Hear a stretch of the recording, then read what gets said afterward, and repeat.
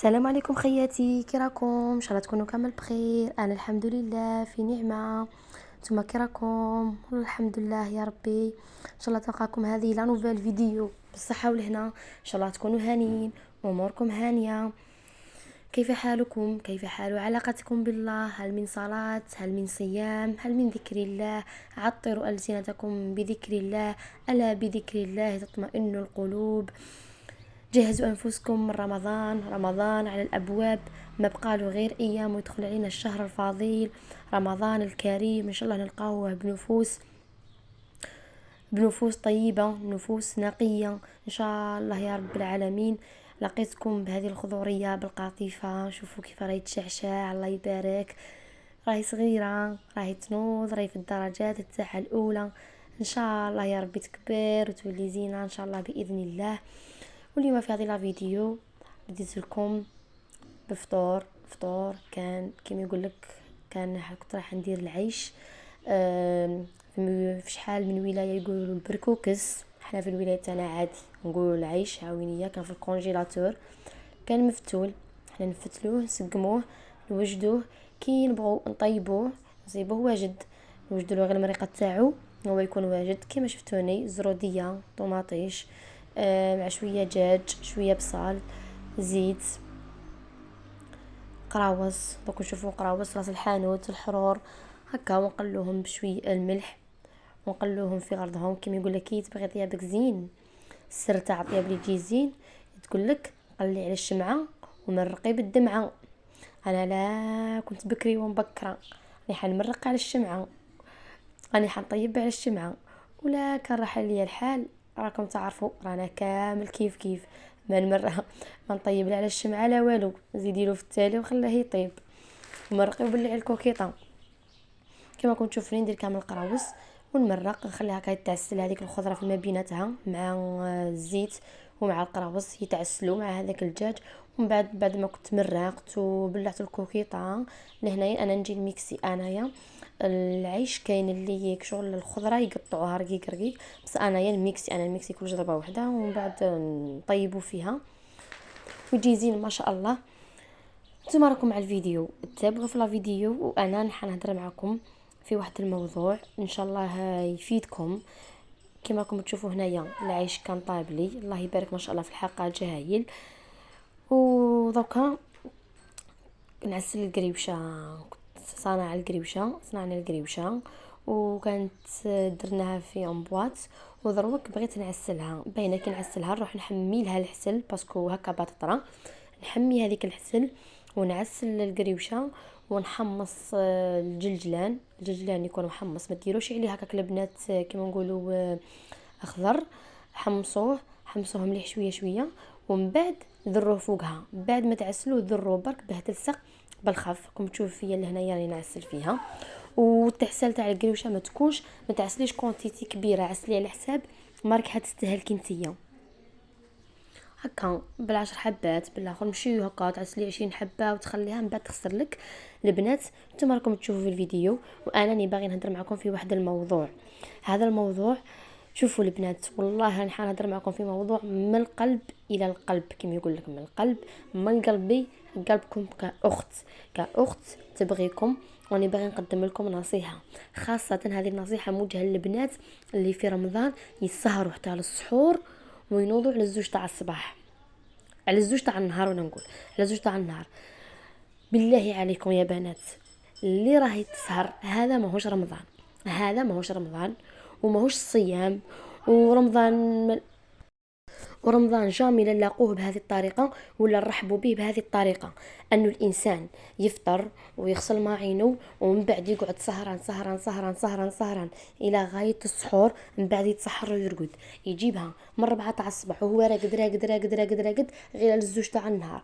أتنوض، راح لها الفجر، راحت لها الضحى، راحت لها قراءة القرآن، راحوا لها النوافل، راح لها الظهر، من بعد تنوض على 2:30 ولا 3 باه كي تنوض تروح ديريكت للكوزينه. كي شغلت راكم تفوتوا رمضان رقاد ومن بعد تنوضوا ماكله هكا زعما تقول لك باه نكسر النهار. هذه ما كاش منها، هذا ماهوش رمضان. رمضان داروا لنا ربي سبحانه مره في العام، هو زكاة نفس نكفروا فيه على الذنوب، الاجر يكون فيه مضاعف.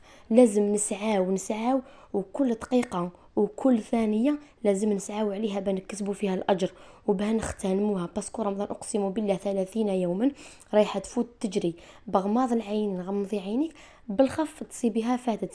على هكا لازم الإنسان يغتنم هذاك النهار.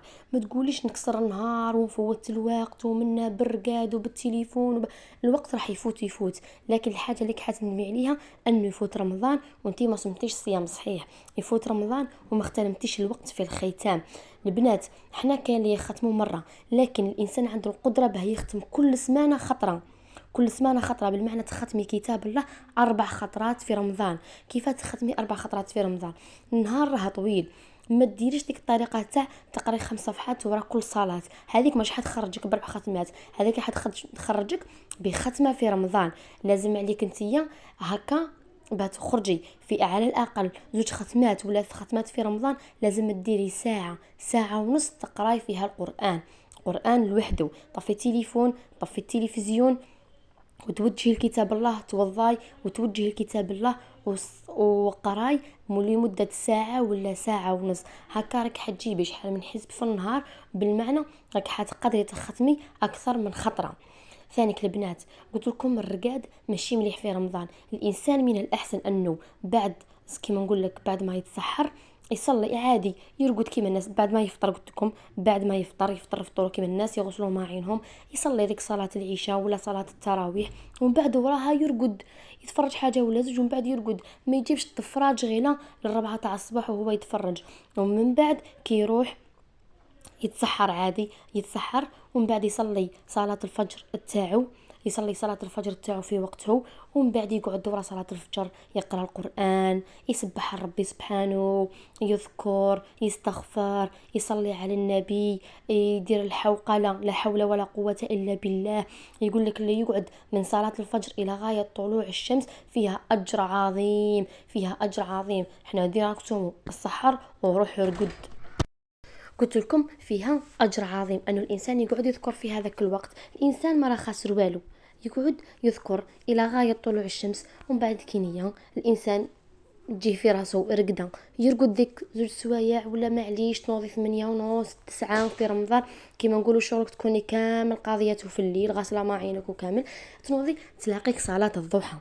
الإنسان ديك صلاة الضحى يتوضا يقول لك مصححة للصلاة، مصححة للصلاة. تكوني بعض الصلوات غلطتي فيهم وما كش حاصيتهم، شي صلوات نقصتي منهم وما رقعتيهمش، يقول لك هذيك مصححة للصلاة، فيها من 2 ركعات إلى غاية 8 ركعات.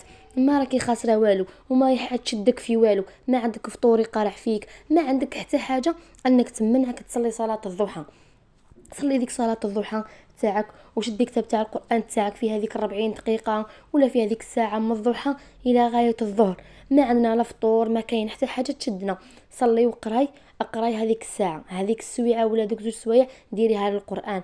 من بعد تدخل عليك وقت الظهر، كاين النوافل، كاين الرواتب. تقدري تصلي 4 قبل الظهر وتصلي الظهر ومن بعد تصلي 2 ورا الظهر، تصلي صلاتك هذوك الرواتب تاعك وهذوك النوافل بنفس مطمئنه كما يقول لك صليهم. ومن بعد لا بغيتي من بعد روحي قيلي على روحك، ما ترقديش فوق اللازم. هذاك المقيل تاع روحي ترقدي ساعه ساعه ونص، ومن بعد تنوضي لفطورك. فطورك طيبيه في غرضك، بكر عليه طيبيه في غرضك. ومن بعد ما تكون الحق عليك المغرب، ذيك الساعة قبل المغرب اغتنميها. مشي ملي تنوضي مزوج وانتي طيبي ها البلاوات، ها الماكله، ها السلايط، ها التحليات. هي صح الانسان يطيب بصح لازم يعرف كيفاش يدير، يقسم وقته في الطياب. مشي كامل مزوج ل7 ل8 تاع العشيه غير اذن المغرب وانتي واقفه، هذا خطأ. لازم تطيبي غير بالقليل، بالحاجة القليلة على حساب الأفراد تاع العائلة تاعك. طيبي قدك، قيس الأفراد تاع العائلة تاعك، قيس واش عندك، وكوني ذكية في المجهود اللي تديريه في المطبخ. ما تقويش على روحك، ما تقويش على روحك، خلي الجهد للعبادة لأنه الليل مازال طويل، وخلي جهد للعبادة.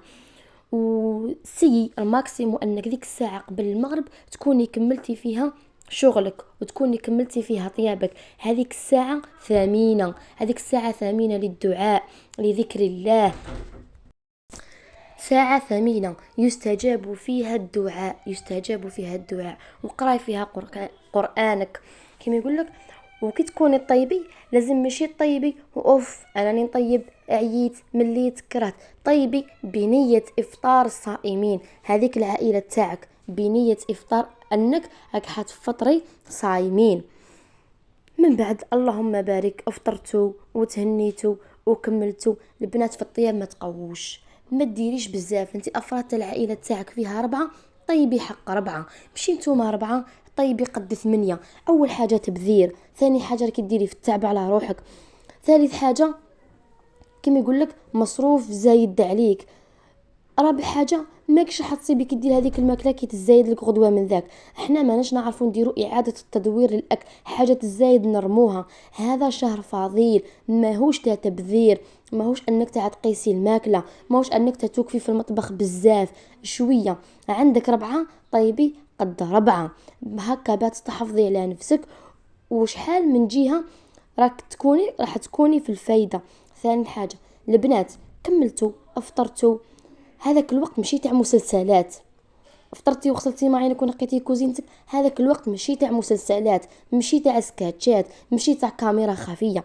المسلسلات والسكاتشات والكاميرات الخفيه راحوا يتعاودوا ورا رمضان، راحوا يتعاودوا وتصيبيهم في اي بلاصه، تصيبيهم في القنوات، تصيبيهم في اليوتيوب، تصيبيهم في التليفونات، راح كل شيء يتعاود. الحاجه الوحيده اللي ماشي حتعاود هي رمضان. رمضان كي راح يروح ما راحش يتعاود. انتي بعد ما تكملي تنقي كوزينتك الله يبارك الله يبارك عليك وعلى سجاوتك عندك صلاتك، راح تلاقاي بالعشاء، صلي ذيك صلاة العشاء، ورا صلاة العشاء عليك وعلى التراويح صلي صلواتك، صلي نفلي، صلي هذيك صلاة التراويح، اقراي القرآن، ادعي ربي، خليك من المسلسلات، خليك كما يقول لك اصلا المسلسلات راهي زيد في الانحطاط، مسلسلات لا تسمن ولا تغني من جوع، ما فيها حتى فايدة، ما فيها حتى ما يتقدم منها حتى قيمة والو. كما يقول لك حتى كل حاجة راهي تهبط، كل حاجة راهي هابطة. الحاجة اللي لازم تطلعيها في رمضان هي علاقتك بربي سبحانه، هي لازم تخرجي خاتمة القرآن أكثر من خطرتين في رمضان، لازم تكوني أنك ما تكونيش حسيتي ربي سبحانه بالتبذير. البنات خلونا من ذوك السهرات، ديك السهرات تروح عند فلانة نسهر، فلانة نسهر، فلانة نجمع، يقعدي كل واحد يقعد يشد كتابه. صلاة التراويح في دارك وتقدري تصلي صلاتك، صلي قد ما تقدري، صلي صلاة التراويح، صلي حتى وين. كما قلت لك البنات ما تضيعوش هذا الوقت في رمضان، نوافل رواتب صلاة التراويح. بعد صلاة التراويح من بعد يجيك حاجة اسمها قيام الليل قبل السحور. البنات عادي قبل السحور الإنسان ينوض يصلي ركعات لربي، هذاك الوقت وقت أنه الإنسان يفرغ قلبه لربي، وقت إنسان يطلب من ربي الصوالح اللي راه باغيها، اللي محروم من الذرية، اللي عنده قلة في الرزق، اللي عنده مشكل تاع دنيا، اللي عنده حاجة باغيها تحقق له. تبقاو على خير.